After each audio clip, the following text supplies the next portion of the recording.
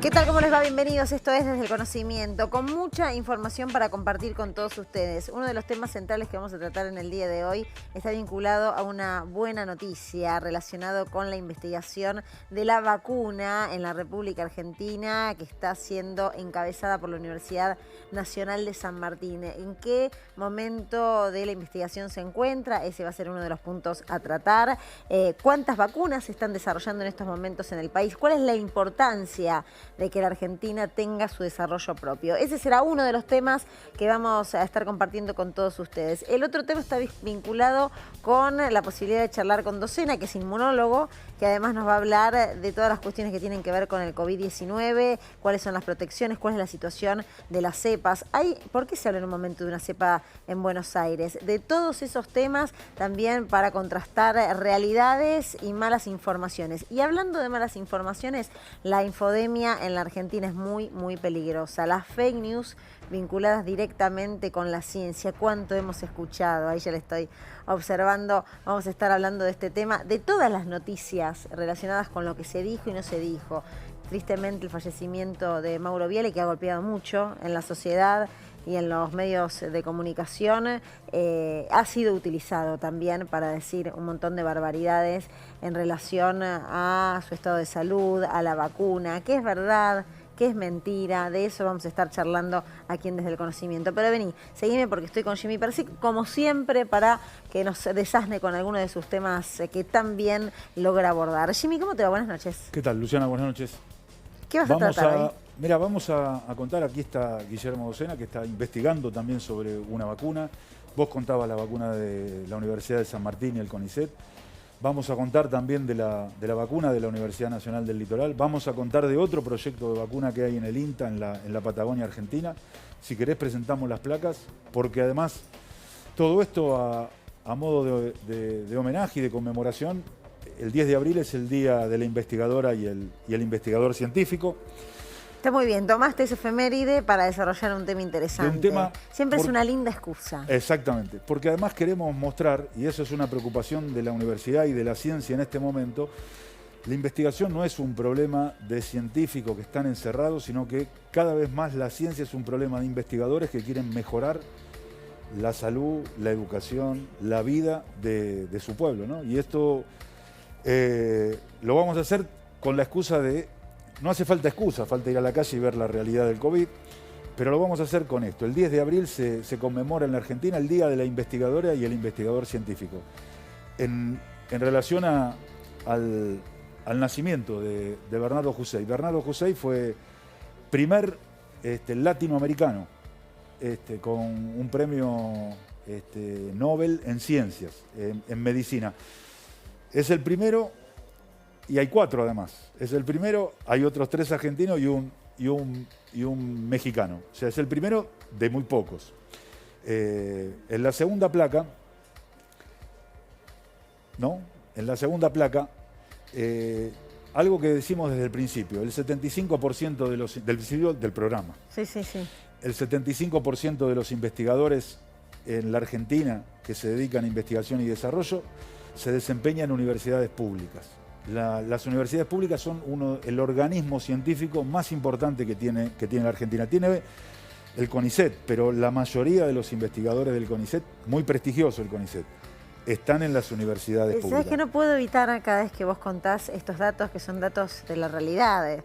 Esto es estadística pura y lo que muestra y grafica es lo que pasa en la Argentina. Inmediatamente se me vienen a la cabeza algunos conceptos de algún sector que nos quiere hacer creer que la universidad pública no es buena, que está en un descenso en cuanto a su nivel, que ha perdido prestigio. La realidad marca otra cosa y la universidad pública sigue siendo, creo yo, para todos los argentinos y argentinas, esa medalla a la que todos queremos acceder, porque llegar a la universidad es una medalla, es un premio. Totalmente. Y principalmente la defensa de lo público, para que todos y todas puedan acceder y no dependa de una situación económica particular. O sea, la realidad marca otra cosa del mundo que algunos La Universidad Pública Argentina tiene características, lo decimos siempre, este programa se dedica a eso. Es de calidad y es de calidad con evaluaciones internacionales. Es masiva y es gratuita. Esas 3 características es única, porque las universidades más renombradas del mundo son más chicas en cantidad de alumnos que las universidades medianas argentinas. Casos como la UBA, La Plata, la UTN, Córdoba, con esa masividad y además con esa cantidad de investigación y de producción científica, y no aranceladas. Único caso en el mundo. Volviendo a esto, sí, volvamos. Me fui 61.000 investigadores de sí. 83.000 están instalados en las universidades nacionales. Y entonces en las tres últimas placas, contamos, lo vamos a contar rápido porque hay, está aquí los protagonistas de esto. La Universidad de La Plata está, íbamos a hablar del el Día Argentino de la Investigadora y el Investigador Científico, y contar 3 proyectos de vacunas. Hay 4. 3 proyectos de vacunas que se desarrollan aquí, con los recursos científicos, con los recursos humanos, con los técnicos, con los docentes y los no docentes de universidades públicas argentinas. Y el cuarto en el INTA, en la Patagonia. El primero de la Universidad Nacional de La Plata. Me agarra una ansiedad para ya empezar a preguntar y para que vos nos anticipes cuándo va a estar la vacuna argentina. Y sé que para eso falta, pero que es muy importante que a partir de mayor cantidad de investigaciones y de proyectos apostando a la vacuna, esa posibilidad va a llegar un poco más cercano en el tiempo, un poco más lejano, pero se va a necesitar siempre. Se va a necesitar siempre. Y además el método científico es que lo lográs, también es muy posible, no muy posible, es posible que no lo logres, pero en el medio aprendiste un montón y produjiste un montón de conocimiento. Y ese es el valor de la investigación científica. No todo lo que uno empieza llega a lo que quiere. Ahora, el camino tiene un valor enorme. Este es el modelo, lo vamos a pasar rápido porque lo va a explicar el que lo sabe, el que lo está haciendo. Está en fase preclínica, el de la Universidad Nacional de La Plata. Esto es el Estado, es la Universidad Nacional de La Plata, pero este es el Estado. Y está haciendo un desarrollo, está en fase preclínica. Con nosotros está uno de los 2 directores de esto, Guillermo Docena. Vamos a la segunda. Bien. Que lo está haciendo la UNSAM y el CONICET. Es otro modelo, otra plataforma. ¿La tenemos la segunda? Otro modelo significa que es otra metodología, otro estilo de vacuna, otro tipo de vacuna. Ahora le vamos a preguntar a Guillermo. Ahora, nosotros escuchamos que hay las de Pfizer y Moderna, ARN, una plataforma, y las otras son otras. ¿Qué digo? No sé lo que digo, ahora lo vamos a preguntar, pero es otro. Te inyectan el virus. Uno parte de una, el otro parte de otra. UNSAM y CONICET. Salió aquí Julieta Casataro, que está dirigiendo este modelo. Avanza en un acuerdo con un laboratorio privado, está finalizando con éxito la fase 0, que es la fase preclínica, ¿verdad? Antes de llegar a estudios con seres humanos. Vamos a la siguiente, que es la de la Universidad Nacional del Litoral, otra plataforma con otro modelo de gestión, que es la universidad con dos empresas privadas. ¿Qué antecedentes tiene? Bueno, han desarrollado vacunas antirrábicas y otra para la hepatitis B. Y hay un cuarto desarrollo científico de vacuna que es del INTA en la Patagonia. En el 10 de abril, día de la investigadora y el investigador, lo conmemoramos, lo felicitamos, les deseamos un muy feliz día, atrasado, pero un muy feliz día. Claro que sí.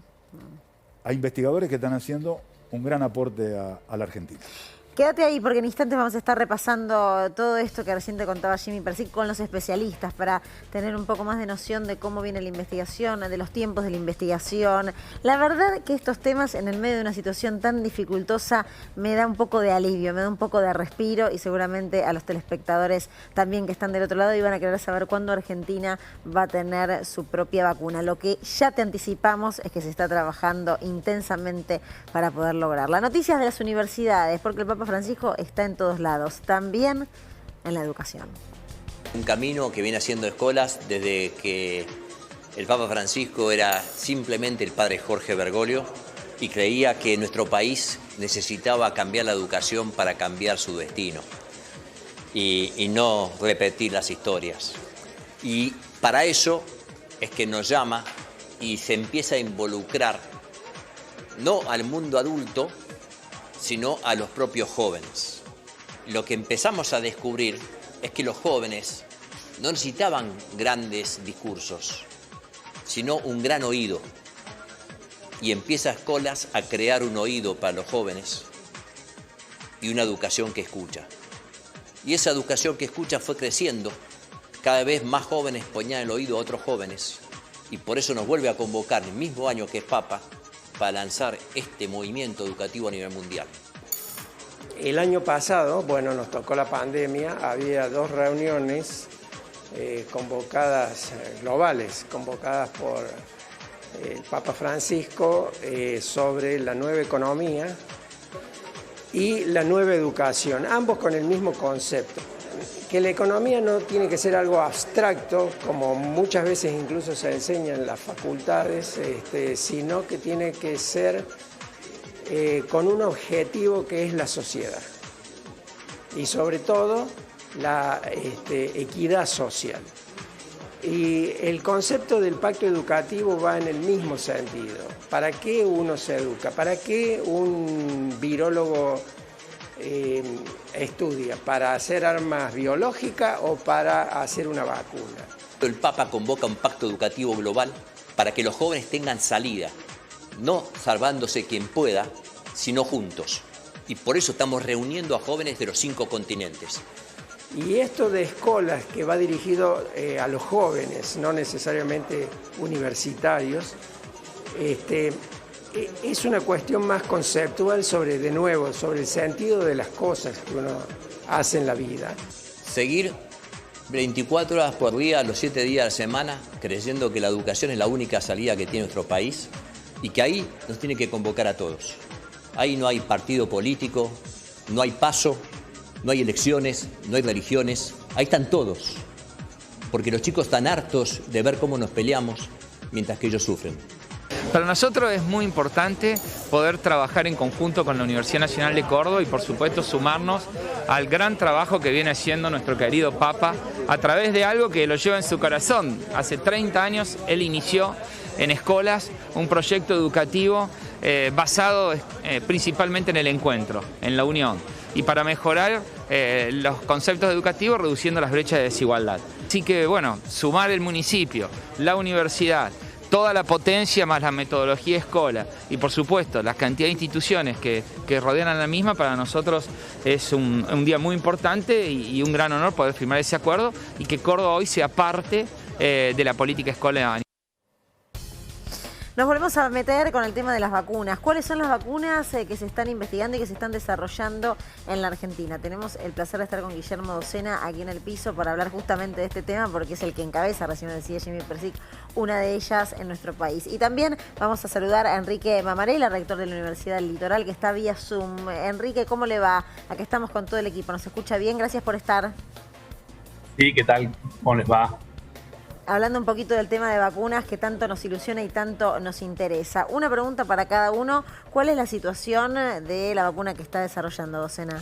Bien, bueno, nosotros estamos, como dijeron recién, en fase preclínica. O sea, estamos estudiando la vacuna en ratones y estamos tratando de optimizar cuál es el mejor plan de vacunación para asegurar que no sea tóxica y que active de mayor manera el sistema inmune. Eso es lo que se hace en todas vacunas y se empieza en ratones y después se pasa a humanos. Mamarela, ¿cuál es la situación del estudio que están realizando? Bueno, aquí en forma similar, la vía de la vacuna es obtener proteínas que están por fuera del virus, así que se han obtenido las proteínas, ya se han purificado y se tiene que pasar a una etapa similar de pruebas en ratones y también ver la cantidad de proteínas y empezar a optimizar la eficiencia y la eficacia de la vacuna. Guillermo, después de esa fase, eso es lo que se llama fase preclínica, fase 0. ¿Y Sí. después cómo sigue esto? Y después empiezan las fases 1, 2 y 3, que son las fases clínicas en las cuales ya se prueba directamente en humanos, en individuos.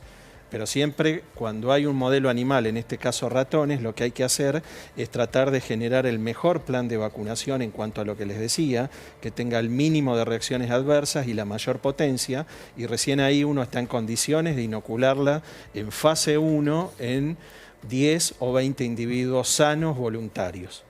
¿En cuánto tiempo? Porque la ansiedad nos lleva a esa pregunta que es la pregunta del millón, ¿no? A los dos le pregunto, a Mamarela, ¿en cuánto tiempo imagina que la vacuna, de no mediar grandes inconvenientes, puede estar saliendo? Muy difícil poner una fecha de la vacuna. No se trabaja para llegar primero, sino tratar de tener una vacuna que sea estable. Sí. Sabemos que esta enfermedad va a quedar por mucho tiempo, entonces tratar de que la estrategia después de vacunación sea una vacuna que tenga una mayor persistencia en el tiempo y que sea más eficaz. Así que no podemos decir cuándo puede llegar a estar. Ay, pero una aproximación, un año que viene. No le digo la fecha exacta porque por supuesto que es adelantarse. A ver, acá un tentativo por lo menos. Un tentativo sin crear falsas expectativas, esperemos que el año que viene. O sea, yo creo que todo este año nos va a llevar la fase preclínica, probablemente antes de fin de año terminemos, si anda todo bien, y el año que viene empezaremos la fase clínica, que bueno, ahí siempre va a depender de la cantidad de voluntarios que consigamos, que haya circulación viral, lo cual, como viene todo, creemos que esto va a persistir un tiempo más, lo cual esos son los factores o las variables que normalmente determinan cuánto pueden durar estas fases clínicas. O sea que esperemos 2022 ya estar bastante encaminados. Enrique, ustedes tienen un modelo que es la universidad, o sea, lo público en combinación o una asociación con laboratorios privados, ¿verdad? Así es. ¿Por qué lo gestionan así? ¿Por qué lo piensan así? ¿Es en el único caso? ¿Es un modelo tradicional en la Universidad Nacional del Litoral? No, en general tenemos muchas combinaciones de posibilidades. Desde hace mucho tiempo apostamos de alguna manera también a lo público-privado porque muchos de los fondos de investigación que se necesitan tienen que ser muy grandes y entonces no siempre el Estado el que se puede conseguir. Entonces ya generalmente hay muchos interesados en saber los resultados de la investigación de la Universidad Nacional del Litoral. Se promueve que los resultados de las investigaciones de la Universidad Nacional del Litoral puedan recibir capitales también privados y entonces poder hacer algo virtuoso en nuestro país, como sucede en otros países donde el privado invierte fuerte en ciencia y tecnología también. Como si nosotros fuésemos alumnos y estudiantes, docena, ¿qué nos puede contar de los distintos tipos de vacunas o plataformas, como decía Jim hace un ratito? Claramente, algo que ha dejado el COVID es la irrupción de un nuevo tipo de vacunas. Hay nuevas plataformas de vacunas que antes no existían, como las vacunas con ácidos nucleicos con ARN, como la de Pfizer, la de Moderna, o la que se está probando en nuestro país en fase 3, que es la alemana, la CureVac o CureVac.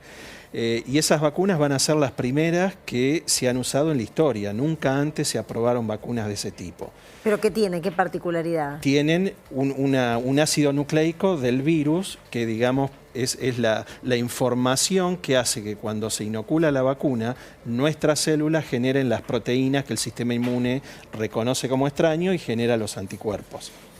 O sea, no te, para que se entienda, no te inyectan el anticuerpo, sino que tu cuerpo lo produce. Exacto, lo que se inyecta ahí es, digamos, la información que va a generar el antígeno.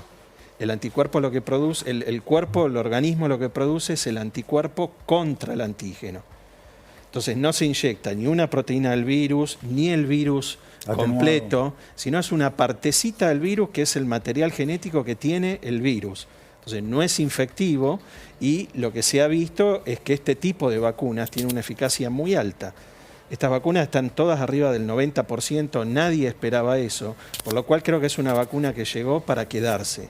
Es una vacuna además muy versátil, se puede cambiar muy fácil con esto de las variantes. Yo hoy puedo hacer una vacuna para una variante viral de SARS-CoV-2A y a la semana puedo tener otra vacuna para otra variante. Es muy rápido. Con las otras plataformas no es tan fácil.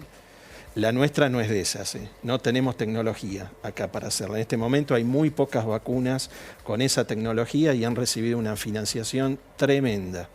Sobre todo Estados Unidos, del gobierno. Después tenemos, siguiendo tu pregunta, las vacunas a vectores virales. AstraZeneca, Sputnik, CanSino, la de Janssen o Johnson & Johnson. Y ahí la diferencia es que el material genético va adentro de un virus. Entonces, de otro virus. De otro virus, que son los famosos adenovirus, que están modificados, no nos hacen nada. El adenovirus produce gripe. ¿La Sinopharm es también de ese estilo? No, Sinopharm es el virus inactivado, el virus muerto. El ¿Y virus qué sería una tercera? Exacto. una tercera. Opción. Esa es otra. Pero esa es una plataforma que se viene usando desde hace muchos años y han funcionado siempre. Hay muchas vacunas. La Salk para Sabin es así. Hay muchas vacunas que funcionan así.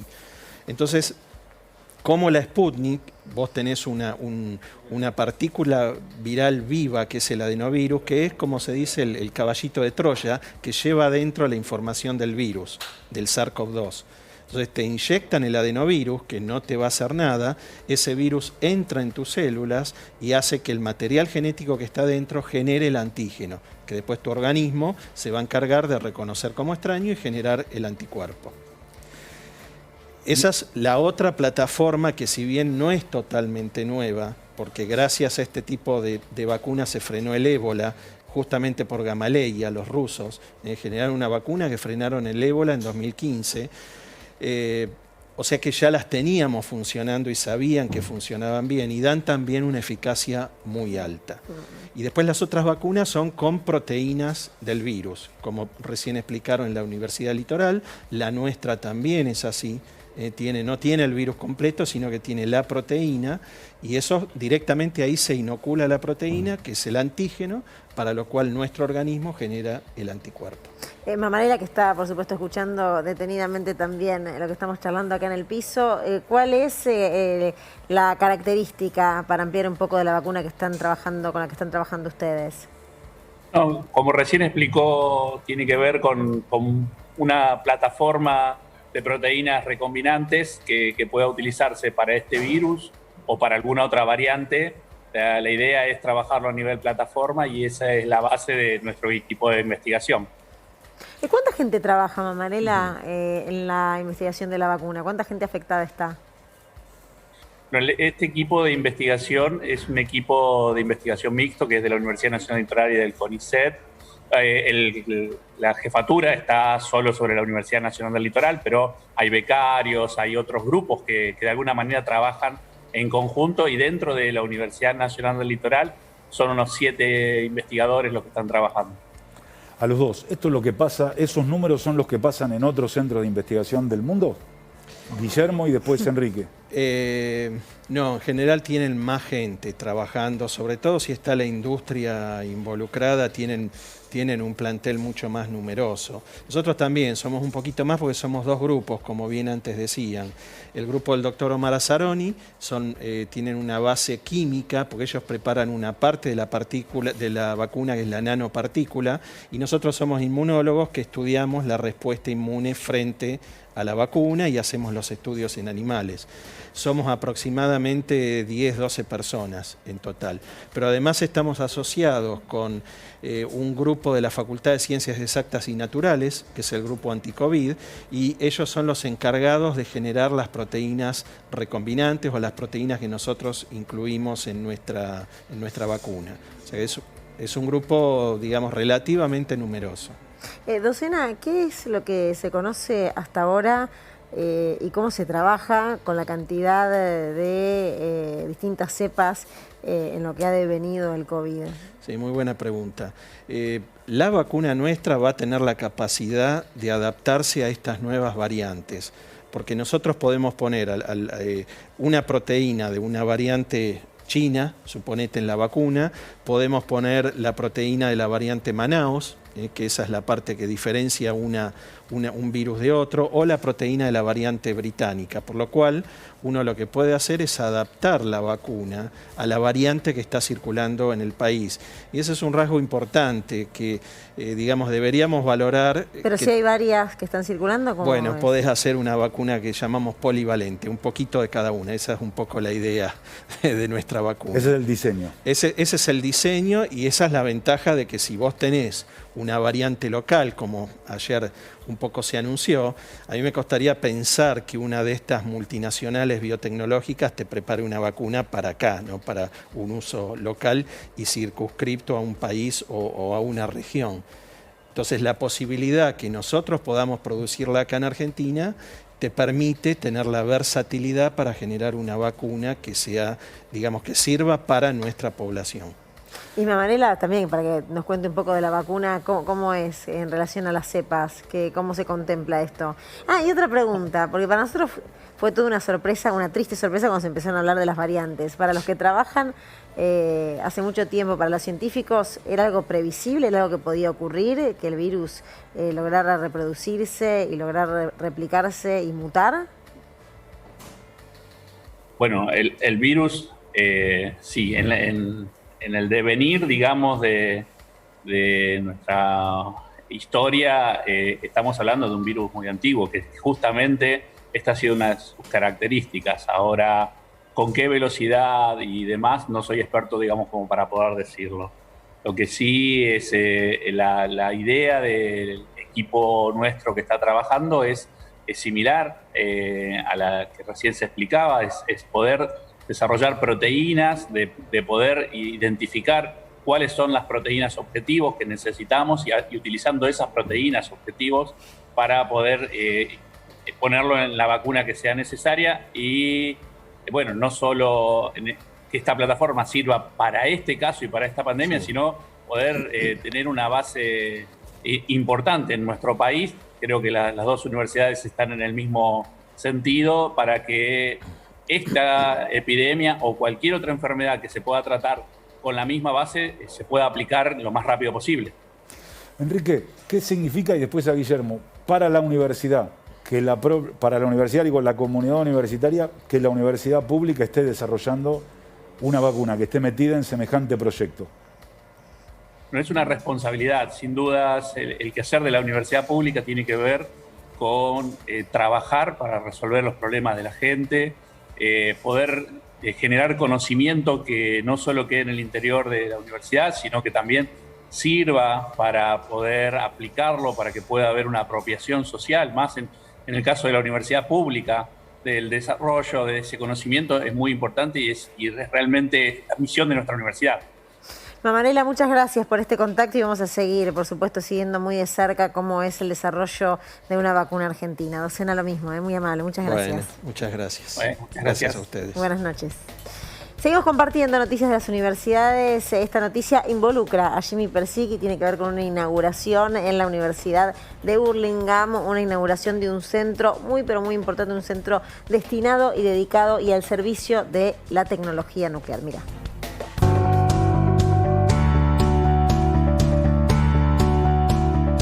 Para nosotros es un orgullo, una alegría recibirlos hoy acá en la inauguración de este espacio por el que trabajamos desde los inicios mismos de la universidad. Un sueño que tenía que ver con que la universidad pudiera conjugar educación, trabajo y producción. Que tuvieran un lugar en la universidad, le dieran sentido a la universidad, que no fuera un espacio solamente académico, sino que fuera un espacio que formara para el trabajo y que el trabajo estuviera al servicio de la producción. Y esto que estamos logrando hoy sintetiza eso. Ahí hay una gran cantidad de equipos que sin distinción, provistos por subsidios de CEPIME, de ADIMRA, presupuesto propio de la universidad, van a estar a disposición para que las pymes, para que nuestros estudiantes, para que nuestros investigadores, sin solución de continuidad, todos puedan hacer un aporte a que la metalurgia nuclear, las pymes en la Argentina puedan tener su lugar. Y cuando nosotros logramos que los estudiantes, los jóvenes vean todo lo que hace un ingeniero metalúrgico, tiene un valor enorme para el desarrollo argentino, en la producción, en la minería, en la industrialización, en el trabajo, en la investigación. Y esperemos todos estar a la altura de lo que la Argentina demanda, lo que la Argentina pide, ¿no? Que es agregarle valor a todo lo que pasa en nuestro país. Esta es una de las claves. Debo reconocer que se te veía emocionado, Jimmy. Sí, muy contento. Sí, la verdad que sí. Muy importante para la Argentina y muy importante para la Universidad de Burlingame, ¿no? Muy importante. ¿Se viene algo más? ¿Ya podés anticiparnos alguna otra inauguración, algún desarrollo que están realizando? Estamos preparando un laboratorio de electricidad también muy importante para que los estudiantes puedan hacer... Nosotros tenemos dos ingenierías, metalúrgica y eléctrica. para que puedan estudiar generación, transmisión, distribución y transmisión de energía eléctrica. Una cosa muy, muy grande. Bueno, vamos a ir contándola, por supuesto, acá desde el conocimiento. Por supuesto. Está, decía Jimmy Persic, la estrella del programa, ¿no? Dijiste la estrella del programa. Y no me puse celosa porque la verdad es que vale la pena escucharla, entender y aprender. Ella es Soledad Gori y nos va a contar, siempre nos cuenta, hoy de manera presencial, afortunadamente, con distanciamiento propio, el peligro de la infodemia, el peligro de las informaciones falsas, de las fake news. Se tiene todo un trabajo junto con otros compañeros realizados de todo lo que vos escuchás y dicen y te hacen creer como que es cierto y no es cierto, tiene otra intencionalidad. Pero nosotros, más que analizarlo desde lo político, lo vamos a analizar desde la ciencia, desde lo científico. Gracias por estar, Soledad. No, por favor, a ustedes por la presentación. Estamos todo, distanciamiento, barbijo, alcohol, digo que no falta nada del protocolo. Toda la protección como corresponde. A ver, arranquemos por lo siguiente. Sí. Hay muchos temas para desarrollar. Arranquemos por lo siguiente. ¿Cuánto se mencionó esta situación de la posibilidad de contagio una vez que las personas estén vacunadas, a partir de lo que pasó con Alberto Fernández, el presidente de la República Argentina, que recibió sus 2 dosis de Sputnik y se contagió de COVID? ¿Qué hay para decir sobre eso? Bueno, nos sorprendió mucho que haya habido tanto revuelo, ¿no? Y tantas noticias sobre algo que la verdad que la comunidad científica nunca dudó. Siempre hablamos de que había un porcentaje mínimo, o dependiendo de qué vacuna, ¿no? Por estos numeritos de eficacia que vamos conociendo. Por ejemplo, en el caso de una eficacia del 90%, sabíamos que hay un 10%, justamente de 100 personas vacunadas, ¿sí? 10 podrían llegar a manifestar síntomas leves de la enfermedad una vez vacunados. Con Eso lo cual, que está diciendo es muy importante. Sí, lo sé. O sea, que una eficacia de una vacuna sea del 90%, como vos Por dijiste, ejemplo, 90 para redondear, significa más fácil. que hay, o sea, 1 de cada 10 puede presentar, está bien, Claro. o de cada 100, sí, puede presentar algún síntoma leve, claro. y el Lo resto que no. sí demostraron todas las vacunas hasta ahora, y es lo más importante y es el objetivo de la campaña de vacunación, es que reducen en el 100% las hospitalizaciones y muertes. O sea, el COVID más severo, ¿no? Y bueno, grave o fatal. O sea, evita la necesidad de oxígeno. Y sí, a ver, algunas puede que tengan un porcentaje cercano a 100, no 100 completamente, y también puede depender mucho de cuánto tiempo pasó desde la segunda dosis y que uno haya estado en contacto con el virus, ¿no? O sea, obviamente nunca es una ciencia exacta, claramente. Por supuesto, lo transformaría, Jimmy, ahora te doy paso, pero me parece que es importante además comunicar este tema e interesante y profundizarlo. Eso sí sería una gripecinia, como en algún momento llamó Bolsonaro al COVID. Vacunado sería una gripecinia. Vacunado sería una gripecinia. De hecho, siempre me gusta remarcar esto también, que en verdad probablemente nosotros ni nos enteremos de que tenemos un síntoma leve de COVID una vez que estemos vacunados, ¿no? A los que nos toque vacunarnos en algún momento, pero digo, cuando nos vacunemos y estemos expuestos al virus, como pasó con el presidente, lo más probable es que el presidente lo hayan detectado porque todo el tiempo, como está con una alta exposición y una alta responsabilidad, lo testeen, ¿no? Con algún síntoma muy leve, pero la verdad que con 37.3 es casi imperceptible, digo, el síntoma. Con lo cual, eso es algo muy bueno que lo haya pasado de esa manera. Si no estaba vacunado, otra hubiera sido la historia. Y ahí justamente, bueno, hay un gráfico que estamos mostrando ahí, que justamente se pueden ver a los 2 días de toda esta revolución, de todos los graphs y todas las titulares que habían respecto a esta novedad, que para nosotros no era una novedad. El Ministerio de Salud mostró los resultados preliminares que tiene, y donde se puede ver que justamente después de los 14 días, que está ahí como marcado como en rojo, después de los 14 días de la primera dosis, bajan bastante los casos confirmados de COVID en personas vacunadas. Pregunta, eso, para que quede claro, vinculado a las vacunas que se aplican en la Argentina, no a la Sinovac. Aclaro esto porque también hubo toda una confusión. Malintencionada. Sí. No eso es una fake también. Es una fake. Claro, no, esa es la otra fake, claro. La gran fake de los últimos días. Pero en relación a esto, esta es la información de las vacunas que se aplican en la Argentina. Esos son los resultados preliminares de todo el monitoreo que se está haciendo de las vacunas argentinas, obviamente mayoría Sputnik por ahora, pero también está Covishield y Sinopharm, que es la China nuestra, ¿no?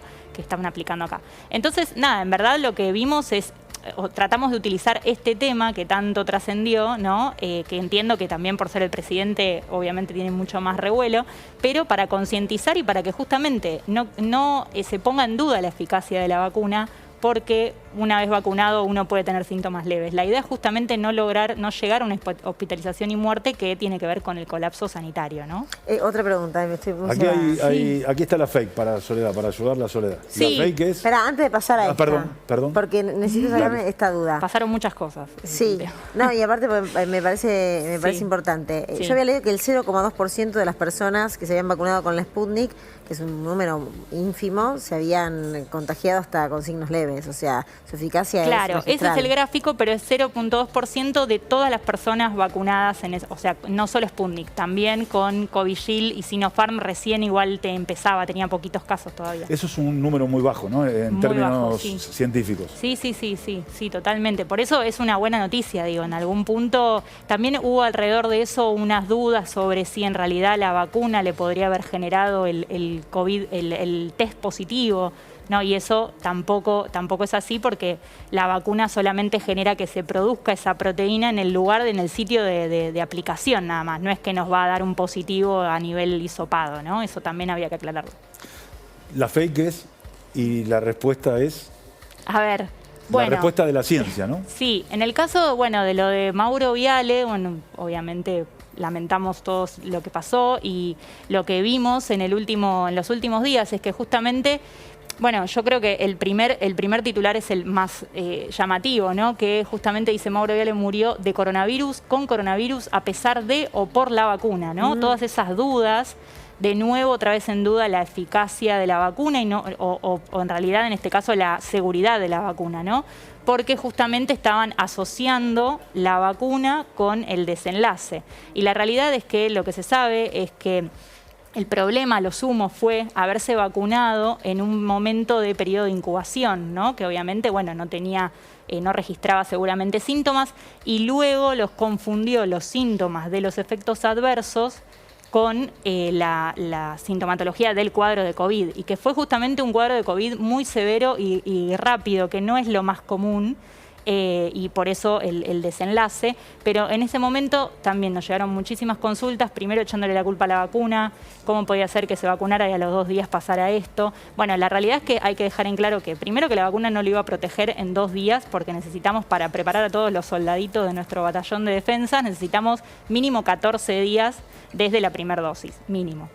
Entonces eso ya no podía ser. Y después que la vacuna no enferma, porque como bien explicaron antes, justamente todas las plataformas que hoy tenemos son todas con partecitas de virus, material genético de virus que no puede generar un virus entero, no es la idea, o el virus muerto, inactivo. Muerto quiere decir que muerto, o sea, no resucita. No hay manera de que se active en el cuerpo y eso genere que nos enfermemos. ¿Hay alguna contraindicación de vacunarse? ¿Qué se conoce de eso, de vacunarse si vos tenés COVID? En verdad, la idea es, no solo por COVID, sino que la idea es no vacunarse cuando tenemos síntomas de una enfermedad.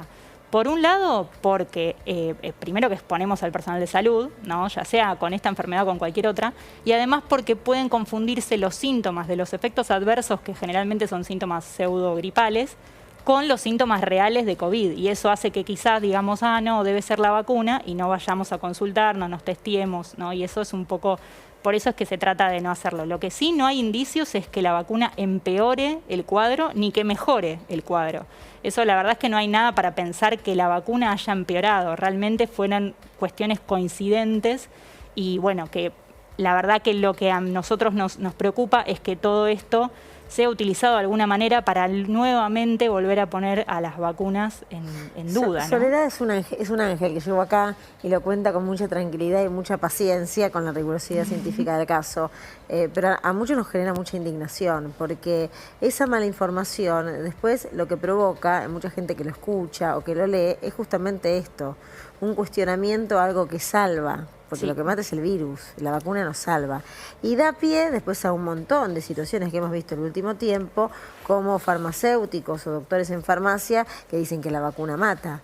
Y mucha gente que ve, de verdad, porque a mí me pasa de amigas y amigos y que los padres no se quieren vacunar porque escucharon y dijeron que la vacuna mataba y que lo que le pasó, y es en una ensalada de todo esto, que es muy peligroso, porque en realidad, y en última instancia, es una utilización política de lo que se está haciendo para denostar a un gobierno que está con un plan de vacunación y que lo está llevando hasta ahora de manera exitosa en relación a lo que ocurre con otros países. Entonces hay que tener mucho cuidado. Para mí se utiliza, y afortunadamente existen personas como vos que además de ser dedicarse a la ciencia, se encargan de informar bien, de contar lo que pasa en la ciencia, lo que marca la evidencia, y no cualquier cosa, ¿no? No cualquier cosa, no cualquier disparate. Totalmente, bueno, ese es un poco el fin y el objetivo, y la verdad que es un trabajo muy arduo y nos indignamos también, ¿eh? Sí, obviamente que tenemos indignación también, pero sí, por eso tratamos de rápidamente llevar tranquilidad y apenas salen estas cosas, tratar de, más cuando son cosas tan obvias para la comunidad científica, que no hay mucho que pensar o que estudiar, sí, que en otras cuestiones sí, pero en estas cuestiones, justo en estas dos, la verdad que eran cosas que podían suceder. ¿Estás conforme? ¿Alguna pregunta más te quedó en el tintero? Muy conforme, en el próximo programa va a haber otra fake y otra respuesta de la ciencia. Sí, no, y en los medios hay un montón, tenemos que hacer programas especiales. Es un placer tenerte, Soledad. Hasta el próximo programa, aparte a la gente le interesa porque sabe desde dónde parte la información. Momento de contarte historias, de contar diferentes historias, momento de hablar de nuestros protagonistas, porque sin los alumnos y alumnas no existiría la universidad. Hola, soy Matías Tenich, alumno de Ingeniería Civil de quinto año de la UTN Facultad Regional Concordia. Yo elegí esta carrera por las aplicaciones prácticas que tienen todo lo que es física, matemática, lo que es ver una estructura y poder decir que hay cuentas y todo eso detrás. Me parece fascinante, desde un principio me pareció fascinante, y ahora que estoy finalizando mis estudios es algo que es totalmente tangible y la verdad que me encanta. Respecto al tema de la cursada presencial y virtual, obviamente la presencial siempre tiene ese toque, ese acercamiento con los profesores, que virtualmente por ahí cuesta más. Pero cabe recalcar que la virtualidad se dio en un contexto donde los profesores no estaban preparados para eso, y eso pudo haber dificultado más su aplicación. Pienso que siempre y cuando el profesor sea capaz de transmitir lo que él sabe, cualquier tipo de medios va a ser bueno. En cuanto a una vez que me reciba, estoy pensando que me quiero dedicar a la parte de gestión de proyectos con la utilización de modelos virtuales, aplicando la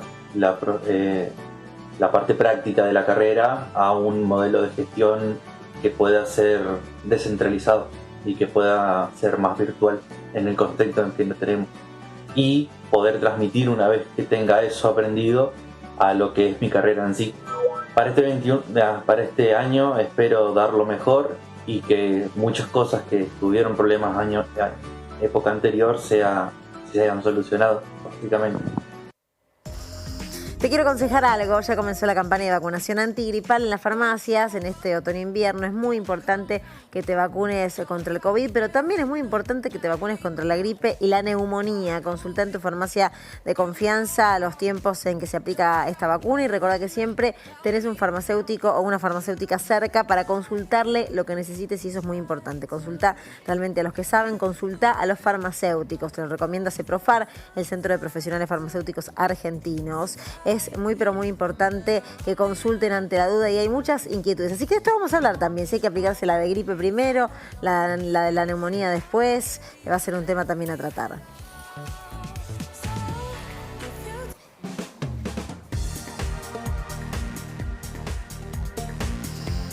Momento de hacer una pausa muy pero muy cortita. Esto es Desde el Conocimiento, y acá te vamos a contar en instantes cómo se lleva la virtualidad, cómo se sigue transcurriendo las clases universitarias con la virtualidad que llegó para quedarse. Un ratito más aquí en Desde el Conocimiento, ya venimos. Seguimos acá Desde el Conocimiento, está Carlos Greco, el rector de la Universidad de San Martín, para hablar de varios temas, pero principalmente le vamos a preguntar cuáles son las novedades de cómo está la investigación de la vacuna argentina en esa universidad. Recién conversábamos del inicio del programa y la universidad es la que lleva la delantera en cuanto a las vacunas en la Argentina. ¿Cuándo habrá vacuna en la Universidad de San Martín? Bienvenido. ¿Qué tal? Buenas noches, gracias por la invitación, como siempre, Luciana, Jimmy. Bueno, hemos seguido con los trabajos, todo el equipo, se ha avanzado en el acuerdo con un laboratorio nacional argentino y estamos en la fase ya en un par de meses terminar la fase preclínica, para la cual queda un pequeño financiamiento y el Ministerio de Ciencia y Tecnología abrió una convocatoria ad hoc para culminar ese proceso. Y casualmente ayer la directora del proyecto, Juliana Casataro, se juntó con la jefa de gabinete y la ministra de Salud para dar cuenta de cómo estaba el desarrollo y plantear cuál era el esquema metodológico, procedimental y de avance con el laboratorio para que, si el financiamiento se consigue en un plazo de un año más, habiendo desarrollado la fase clínica, hay la expectativa que ya esté la vacuna en el mercado. O sea, es probable, por lo que está contando, de no mediar inconvenientes y de tener ese financiamiento, que en un año Argentina...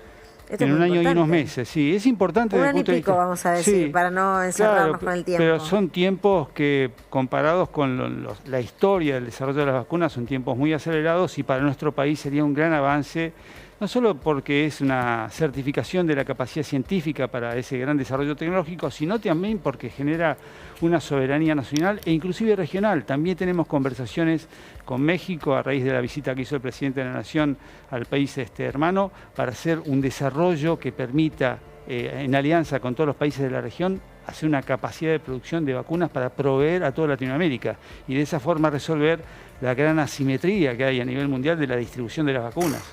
Ese es otro tema importantísimo. Vamos a saludar, si te parece, también a Franco Bartolacci. Está con nosotros vía Zoom, el rector de la Universidad Nacional de Rosario. Rector, ¿cómo le va? ¿Cómo anda? Buenas noches. ¿Qué tal? Buenas noches. ¿Cómo le va? Muchas gracias por la invitación, es un placer.